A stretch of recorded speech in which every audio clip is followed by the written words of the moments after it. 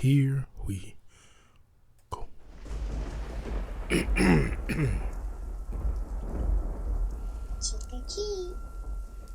I was just about to say that. What was your worst experience trick-or-treating? What was your worst experience trick-or-treating? Maybe you got fruit This, instead of a Reese's bar. What's Whatever that dude it named is, Corpse? I don't think it could be worse something? than my experience. It sounds Here, like him. Listen to this. Corpse Back when I husband or was something. 13, Halloween was on a Friday night. This was the best as a kid, because you could stay up all night eating your candy and watching scary movies and not have to go to school the next morning. That Halloween, my friend Nick and I were determined to get as much candy as possible. Like, we wanted to have a stash that would last us for months. We were walking around the neighborhood. You gotta go to like with 4 huge different neighborhoods pillowcases for of that. candy. We had hit every door, even some twice.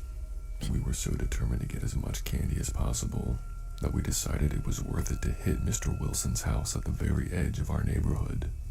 Not just some Not quick Mr. background Wilson. info on Mr. Wilson. Pedophile. He was that old man who children did not like. He always yelled at us for being too close to his lawn. He did not have a wife or any animals and lived completely alone. I would always feel bad for him if he wasn't such a dick. Anyway, because I we would wanted say it so sounded much like he had a candy, peaceful life. we said we should risk it But he's and a go dick. trick-or-treating at his house, just to see if he would give us any candy. When we got to his house at the very end of the street, the house was completely dark. There was a jack-o'-lantern lit on his front porch, but that was the only thing that indicated that he had decorated for the holiday. Nick and I went up to his front door, determined to get candy. We rang the doorbell. At first, we did not think he was going to answer, but then we heard approaching footsteps. The front door opened, and Mr. Wilson, with his hunchback and wrinkly skin, stood there before us. Nick and I said trick or treat. I thought he was going to yell at us Trick or attack treat, us, you old but bastard. instead, he smiled and said, "Come on in, and I'll grab us some candy." Come in. I'll be honest, if it was just me, I would have not gone in. But since it was Nick and I felt braver. And Nah, again, fuck that. we wanted to get as much candy as possible and decided that the reward outweighed the risk. Yeah, we were stupid We teenagers. stepped inside Mr. Wilson's house. We watched as he hunched his way down the hallway into the kitchen, where he said he had the candy. Nick and I stood in the front room, taking in the house. It was dirty. There were stains on the wall. There were beer bottles on the ground, and there was a strange smell. We could hear Mr. Wilson rummaging through something in the kitchen. Nick and I both looked at each other a little concerned, but then reassured ourselves that we were just getting candy and then leaving. I was just noticing how big Mr. Wilson's banister was when I saw something at the very top of the steps. It was a little girl who couldn't be over the age of 9. She was wearing a bright pink princess outfit. At first I thought it was Mr. shit. Wilson's daughter, which I did not know he had any children. Yeah, especially a cute she 9-year-old. When I noticed her mouth was covered by duct tape. When me and the little girl locked eyes, her eyes were pleading, like she was begging me for help. And I was about to walk upstairs to help, when a little boy appeared behind the pink princess. He was dressed as a Pokemon, looked to be around the same age as the girl, and his mouth was also duct Oh, taped shut. wow. Mr. Wilson's a pointed this out fucking to freak. Nick, who looked up at the kids and awestruck. And that's when we noticed their hands were tied with rope at the top of the stairs, Oh, so they wow. could barely move. Why would he A let wave y'all of in? anguish flooded through me. I had come to the realization that we had walked into a very dangerous situation. You think? Before I could even process the entire situation, Mr. Wilson was walking towards us with a knife in his Oh, hands. shit. Nick and I bolted out of the house, screaming for help. It was pretty late at this point, and we didn't see any other trick-or-treaters around. We sprinted to the house directly across the street from Mr. Wilson's, still screaming, and banged on the door. A husband and wife answered the door, and we frantically explained what was happening at Mr. Wilson's, telling them to call the police now. They brought us inside for safety. I remember while the husband was calling the police, I looked out the front window, and Mr. Wilson stood at his front door, staring over at us with this empty expression. A horde of police arrived in no Motherfucker's less crazy. than 10 minutes. Mr. Wilson was promptly arrested and thrown in the back of a squad car. It turns out, Mr. Wilson had kidnapped a total of 3 children that night. They Damn. were all trick-or-treaters who he had lured into his house. And here's the most disturbing part of it all.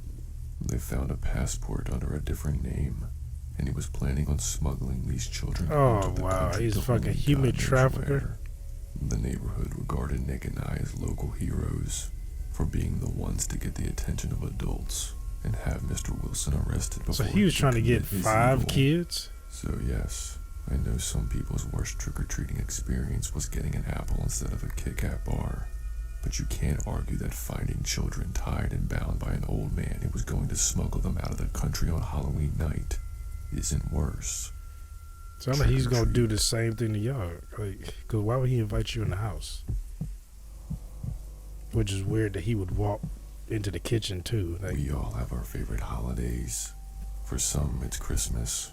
For others, it's Thanksgiving. For me, it was Halloween. And was being the key word. Here's why it's not anymore. Back in 2019, I was finally financially ready to buy my own home. I was 27 years old at the time and was able to purchase a single-family property in the suburbs of Pennsylvania. At the time, I was single and living alone, but that didn't bother me. I thoroughly enjoyed my independence. It was Halloween night, my first Halloween in the new house. I had decorated it from top to bottom with lights, spiderwebs, gravestones, fog machines, and anything you could think of. The kids of the neighborhood loved my decorations. They came in flocks to trick or treat. Even their parents would come up to the porch and say what a great job I did. Anyway, I was sitting on my front porch, drinking hot apple cider. It was almost 10 p.m., and the trick-or-treaters had died down significantly. I was about to call it a night when I saw someone dressed in a scarecrow costume standing at the edge of my driveway. They had on makeup, hay, and even overalls, and looked like a very good scarecrow. They were standing there, staring directly at me and my house. I called out if he wanted any candy, because I was about to head in. The scarecrow did not respond. I waved my hands at them again, and asked if they wanted any candy before I locked up for the night. Still no answer from the scarecrow. I'd have been like, alright. At this point, I thought maybe this was some drunk teenager or someone strung out on drugs, and finally told them to leave and get off my property. The scarecrow tilted their head and walked away into the night. Later that same night, I locked up my house, ate the leftover Halloween candy, and put on a horror movie. It was past midnight when, from my living room where I was watching my movie, I could see my backyard floodlights going on and off. At first, this was not a concern. There's always small animals running around back there. But when the floodlights did not stop going off about 10 minutes after I noticed, that's when the situation changed. I got up, went to my kitchen back door, opened it, and looked out into my backyard. It was empty. No animals or anything in sight. I was about Like, to I don't chuckle at remember the buying faulty a wiring scarecrow. when, in the back of my yard, my shed door was wide open. Oh, shit. Now, I'm a man who is meticulous when it comes to locking up for the night. I would have never left my shed door open like this. In fact, I wasn't in it all week. I walked slowly towards the shed. Shit. I'll just wondering call the how on earth police. it had gotten opened when the floodlights behind me shut off and I was immersed in total darkness.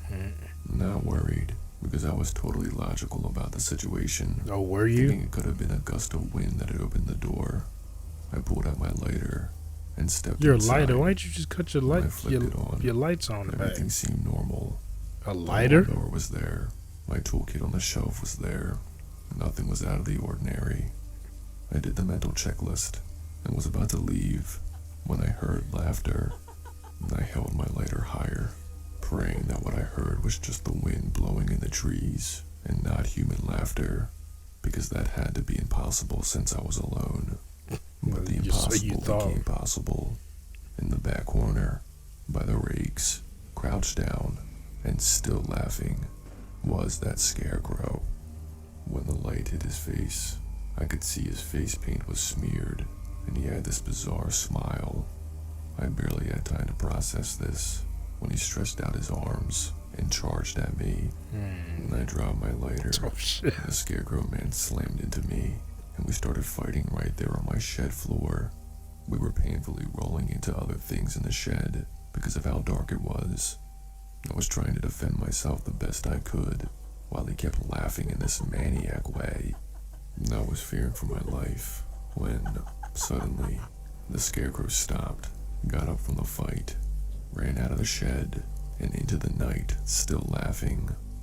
A little bruised, but okay. Okay. I did not end up calling the police. I honestly didn't feel like going through the headache of getting them involved. Instead, I double made sure my whole house was secured and locked. I stayed up on my couch, looking out the window, until I was finally too exhausted and fell asleep.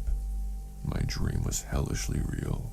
It was of that Scarecrow standing directly over me while I slept, laughing and staring into my soul. Now you're having night terrors. The next morning, when I woke up, I was glad to see the sunlight. What I was not glad to see was a bunch of hay by my couch. Oh. I tried not to freak out. What? And tried to recall the scuffle, and if any of the Scarecrow's hay had gotten onto my clothes. I truly couldn't remember, but I pray that's the reason there was hay on my floor. This motherfucker, not because my dream was master of unlocking? Nothing like this has happened since. My girlfriend has now moved in with me, and we have never had such an encounter like we did my first Halloween night with the Scarecrow.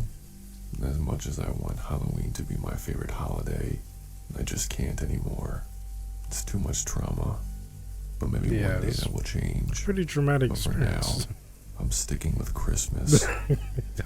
My next bet is Christmas. Now you have a fucking Santa Claus is gonna be in your shit. Go fight Halloween night is supposed to be filled with candy, trick-or-treating, and spooky good times. However, the story you're about to hear is the complete opposite of all that. Listen to this. When I was 11 years old, me and my good friend Emily were trick-or-treating. Like that, we were next-door neighbors. Halloween movie did everything together, pumpkin. including dressing up as matching aliens for Halloween. Our parents' rule was simple. Don't go outside the boundaries of our neighborhood, and be back by 8 p.m. sharp. Since we knew we only had a limited time before we had to be back home, we tried to hit as many houses as possible. We lived in a big neighborhood, which definitely helped. Both of our bags were becoming significantly heavier, and we were very proud of all the candy that we had gotten so far. When out of nowhere, I was suddenly shoved to the ground. Damn. I fell hard onto the cement sidewalk. I remember I was even bleeding from my kneecaps. Damn. Eyes filled with tears, I looked around to see who had pushed me so hard, only to see someone in a gorilla costume bolt past me and sprinting hard down the street. Emily called out to him for being a jerk and tried to help me up. I told her I was okay, just shaken up a bit, that's all. And bleeding. I continued to watch the person in the gorilla costume bolt full speed down the street, as if he was running for his life. Emily and I were discussing how much of an asshole that guy was when we heard sirens in the distance. At that time, we did not put the two things together, but we soon would.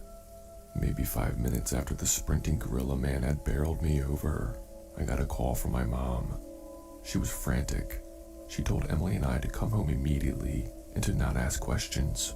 Concerned about what could be happening, we made our way back home. When Emily and I got back to my house, our bags filled with Halloween candy, my mom brought us into the living room. The TV was on and turned to the news. The anchor was explaining how a young man who attended a Halloween party is now this county's #1 suspect. The young man had entered the house where the Halloween party was happening and discovered his girlfriend cheating on him with someone else. This young man snapped and went on a stabbing spree. He killed his girlfriend, the guy she was cheating on him with, and the host of the party. Damn. He showed up to the party dressed in a gorilla suit and is currently on the loose in the area and very dangerous. That's when it all clicked. That dude The snapped. guy in the gorilla suit who ran into me and the distant sirens that were connected. At that moment, I had something like an out-of-body experience. Realizing I had come into contact with somebody who had just murdered 3 people and was being pursued disturbed me to my core. I did not tell this to my mom that night, however, because she would have had a worse mental breakdown than me, knowing that her daughter had a run-in with that wanted murderer. This was something that Emily and I kept a secret to ourselves that Halloween night. Until now, of course, but I would choose to remain anonymous. If there is any good out of this story, they did catch the guy. I think his name is Brandon something, and is doing life in prison. Brandon. Serves him right. But yes, unfortunately, at a time in my life that was supposed to be fun and filled with spooky good times, it was filled with murder. Trick or treat. Well, I mean, technically it wasn't filled with murder because you weren't at the party when that happened. If you were there and that happened, he can't run out of the house, then yeah. But that is crazy. Like, somebody run past you, knock you down, and then you find out later, oh yeah, that person killed 3 people that night. It's like, oh, it's like meeting somebody. It's like, I met like Frank Lucas or some shit. It's like what? I met was it El Chapo or whatever. He's like, oh yeah, I saw him in the store. And he's just like, hey, how you doing? Like I had no idea who he was. Yeah, I never had any. Like I think I only went trick or treating.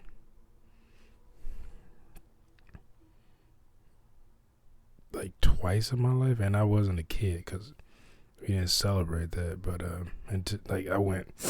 I didn't tell my dad I was going. I think I was like 15, and me and my best friend took his brother, and I think a couple of his cousins. If I remember correct, I think they were his cousins.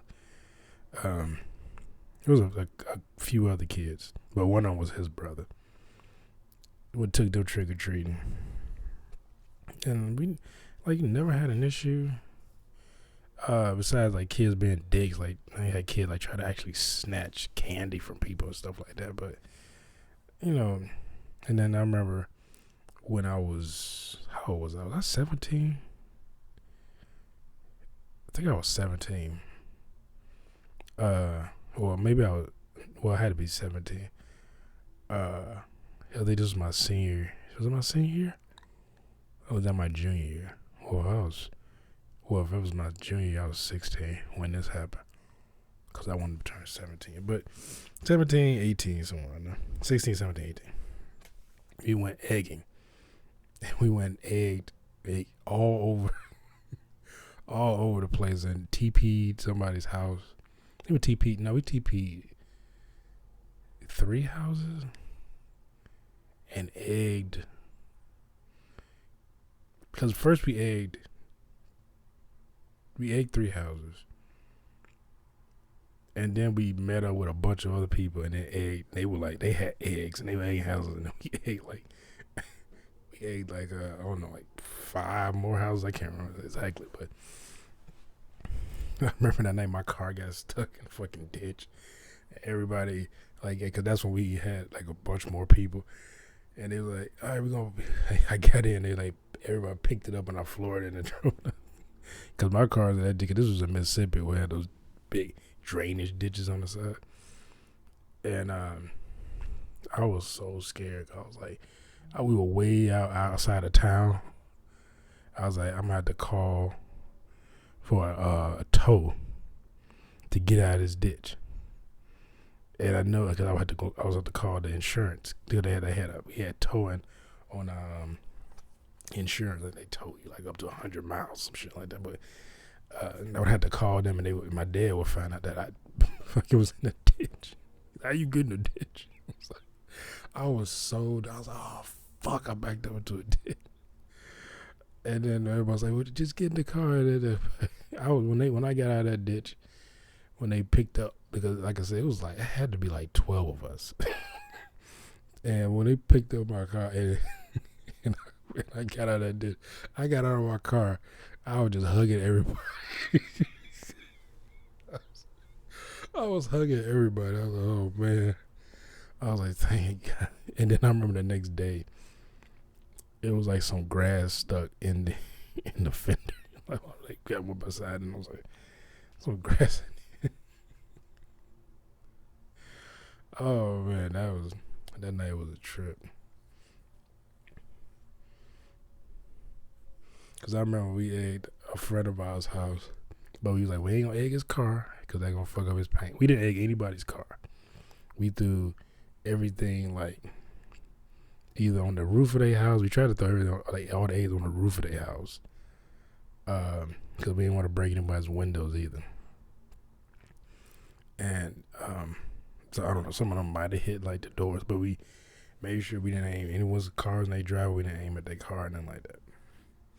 But somebody, when we egged our friend's house, and we made sure all the eggs was on his roof. We didn't even get out of the car. We just stopped. I ain't even egg his house because I stopped, and I was driving a Lincoln Town car. Everybody, like I had two of my friends in the car. I opened the moon roof. One of them got out the moon roof, and the other one got out on the passenger side. I just had the rear window. It was just like, don't eggs. And then somebody else drove by later on, because we drove back past later on. I don't know, like 20, 30 minutes later. Somebody had egged his house again, but they had hit his car. And he was pissed that they had hit his car. And he's like, man. I remember somebody, we was driving around somebody else. We saw some other people egging. This dude, he tried to throw an egg and egg the car he was in. Like he threw it, but I don't know how he threw it. Ended up hitting the car that he was in. It wasn't his car. I think it was his brother's car. But his brother was there in the car. He like, you hit my car. Because one of my friends in my car, he actually dropped the egg. I think on the hood of my car, and he like I had a towel. He like got it off because he's like, yeah, I fuck up your paint. So I was like, yeah, get this shit off my car. But yeah, I never had any issue true. Probably because like by the time I went trick or treat, like I said, my dad didn't tolerate that when I was a kid. So when I got older and I went, like I said, I didn't tell my dad. Like it was 15. You know, I was 6'1" at that time, like 220. I think some people probably, they thought that I was my friend's, like, they thought I was like his older brother, like I was an adult. I was like, no, it's like, I'm like 4 months older than him. Like, that's like, I was a grown man because I had a beard too at that time. Oh, I didn't have a beard. I had kind of a light beard because my school didn't allow it. They didn't want you to have beards. You could have, like a goatee, but you couldn't have like a full beard for some reason. I don't know why. But the most you had was like a goatee. Most I had was like soul patch. Most time just mustache and soul patch. And sometimes I would have like a 5 o'clock. I think I wouldn't shave for like a week. But yeah, that was. Oh man, those are the days. The good old days of vandalizing people's property. Oh man. But like I said, we had morals. We did it at top people's house. I said, y'all can just get a hose and we just rinse that. Plus, it ended up raining like later that night. So, it ain't fucking matter. But anyway, hope y'all enjoyed my reaction. One, if you did, make sure you hit that thumbs up button down below. Make sure to subscribe here. Hit that bell so you'll know if I upload no videos.